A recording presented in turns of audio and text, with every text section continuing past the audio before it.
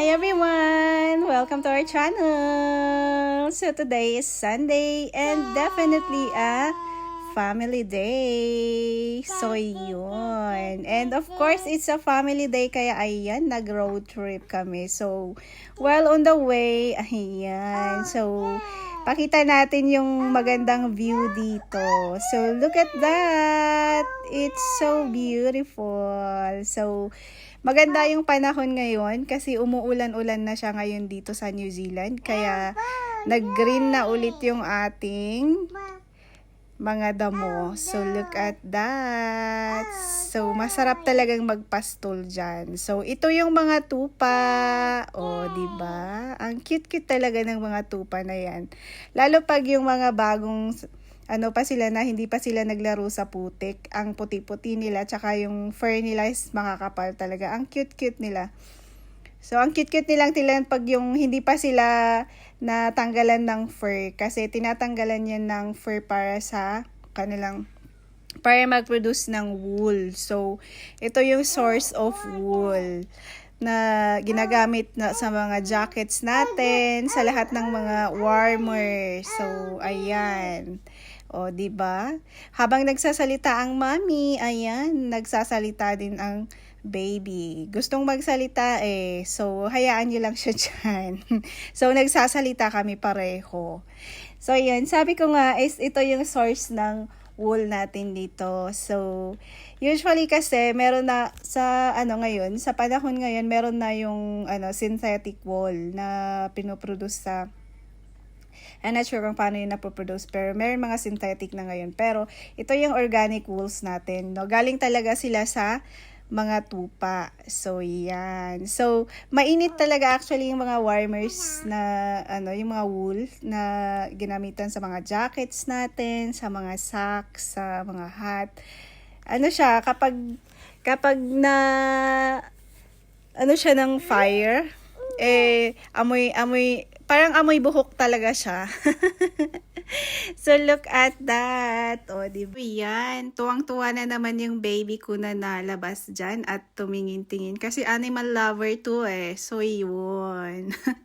Ang hirap talagang mag-marites pag meron kang baby. Kasi minsan habang nagsasalita ka dyan sa pagdadab mo dyan sa CapCut ayan, nagsasalita din siya. So, yun. Pinakuha ko muna siya sa daddy niya.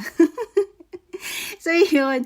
Moving on nga tayo. Sabi ko nga, ang wool na ito yung isang produkto na ini-export ng New Zealand. Kaya, ayan, napakarami talaga yung nag-aalaga ng mga tupa dito. So, usually, pag nadadaan ka sa mga malalawak na lupain, makakakita ka talaga ng maraming mga tupa. Diba? So, ayan. Mas marami talaga ang mga hayop kaysa mga tao dito sa New Zealand. So, yun. Diba? So, ayan. Nalabas tayo ngayon. Kasi minsan, ang hirap maglabas-labas lagi dito sa New Zealand. Lalo-lalo na sa amin na sa malayo sa bayan. Kasi ayun nga yung pag-trip mo pa lang ang malayo. Parang mga 2 hours, ilang kilometro yun. Kasi dito kasi patad na patad, kaya ang 2 hours na yun is malayo na yung napuntahan mo. Hindi parang hindi parang yung sa Halsema Highway doon sa amin sa Baguio. Kasi siya, paikot-ikot ka. So, pero nakakamiss din yun ha. Alam mo yung nakakamiss din yung paikot-ikot na doon, yung kalsada namin doon sa Baguio. Yung matarik pa. Tapos pagdating mo dito, napaka-flat. So, yun. Diba? Dito napaka-flat talaga, ang lawak-lawak ng space nila. Kasi mantakin mo ba naman, ang tao dito is, lang sila, 5 million. Tapos, nung nag-open na yung immigration para sa mga family ng mga nandito na sa New Zealand, na dumating yung mga family nila. So, tinatayang approximately mga 6 million yung population dito sa New Zealand ngayon. Pero so far, mas marami pa rin ang mga hayop. Diba? Kaya, parang imagine mo yung 5 million na population ng mga New Zealander sa population din natin sa Pilipinas na we are more than 120 million sa isang maliit na lupain natin sa ating minamahal na Pilipinas, o 'di ba? So kasi konti lang talaga yung mga tao dito, kaya yung nila, yung mga pag-aari nila, o 'di ba? Ang cute-cute ng tupa na yan, ang chubby-chubby pa. So yung mga pag-aari nila talaga dito is mga hektarya talaga yan. So, yung isang tao talagang nagmamay-ari yan ng malawak talaga. So, kailangan naman kasi talaga ng malawak na lupain dito pag ikaw ay farmer dito. Kasi, syempre, para may mapagpastulan ka ng mga animals na alaga mo. So, usually, yung mga inaalagaan dito talaga is yung mga baka, tsaka mga tupa. Pero meron din silang mga pig farm, tsaka mga chicken farm. Pero dito sa amin sa Ranfurly, ayan. So mga tupa, tsaka mga baka yung nakikita mo talaga dyan sa mga daan. So yun. Meron ngayong isang friend nagsabi, parang yung afford na lang na is yung sa labas ng bahay, yun na lang yung afford. Lumabas sa labas ng bahay. Kasi mahirap kasi maglalabas-labas ka dito Kasi talaga siya, pag lalabas ka na pupunta ka sa mga dito sa mga cities or yung sa maraming tao, sa mga towns sila dito is talagang siya, medyo malayo kasi kami sa Kabihasnan Charis. So kailangang magkrudo ka pa ng 100. So, 100 is 3,000. Pero, pero okay na, na din yung 3,000 na yun. Pero kung kasi labas ka ng labas, syempre, mas malaki kasi yung dolyar. Yung dolyar, kapag, yung pag pinadala mo siya sa Pilipinas. Pero kung dito mo kasi gagastusin yan, parang parang ang bilis mawala. Kaya, syempre kailangang tipid-tipid din. So, wag ipilit kung hindi pa afford. Kasi, syempre marami akong gustong puntahan dito sa New Zealand. Pero, syempre, inaano muna yung budget. Kasi, magastos nga. Sabi ko, magastos pag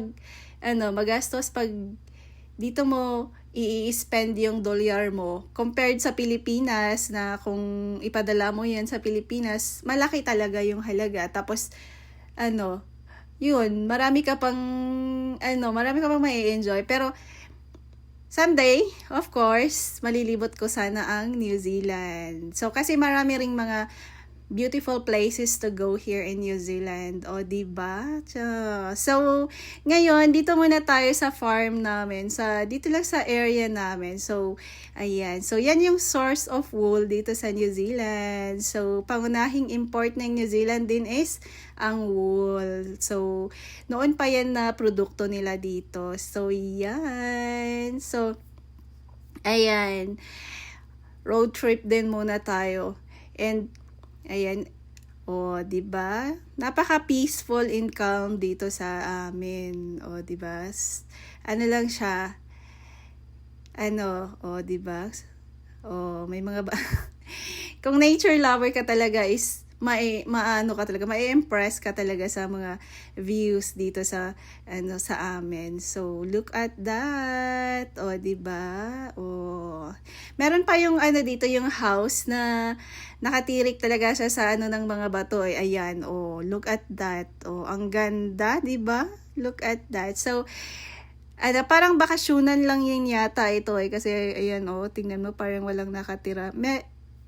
Not sure, pero parang bakasyonan lang. Ayan, diba? Social ng kanyang bahay. Mansion at the top of the